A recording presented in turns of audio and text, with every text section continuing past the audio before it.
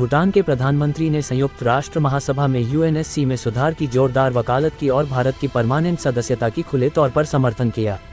उन्होंने कहा कि बदलती वैश्विक परिस्थितियों में भारत और जापान जैसे देश सुरक्षा परिषद के स्थायी सदस्य बनने के हकदार हैं। संयुक्त राष्ट्र महासभा उनगा के 80वें सत्र में भूटान के प्रधानमंत्री शेरिंग तोबगे ने सुरक्षा परिषद यूएनएससी में बड़े सुधारों की जोरदार वकालत की। तोबगे ने साफ कहा कि बदलती वैश्विक हकीकत को देखते हुए भारत और जापान जैसे हकदार देशों को स्थायी सदस्यता मिलनी चाहिए। ये बयान ऐसे वक्त आया है जब भारत लंबे समय से इस मांग को उठा रहा है और हाल ही में ब्रिक्स विदेश मंत्रियों की बैठक में भी इस पर सहमति जताई गई थी। भारत और जापान को बताया हकदार। भूटानी प्रधानमंत्री ने कहा कि यूएनएससी को सिर्फ दिखावे की संस्था नहीं रहना चाहिए, बल्कि दुनिया की असली चुनौतियों का हल देने वाली प्रभावी ताकत बननी चाहिए। उन्होंने कहा कि भूटान संयुक्त राष्ट्र सुधार का समर्थन करता है, जिसमें सुरक्षा परिषद का विस्तार भी शामिल है। एक सुधारित सुरक्षा परिषद में भारत और जापान जैसे सक्षम और नेतृत्वकारी देशों को जगह मिलनी चाहिए। ब्रिक्स से भी मिला समर्थन। भूटान का ये बयान ऐसे समय आया है जब ब्रिक्स देशों ने भी भारत और ब्राजील की यूएनएससी में बड़ी भूमिका की मांग का समर्थन किया है।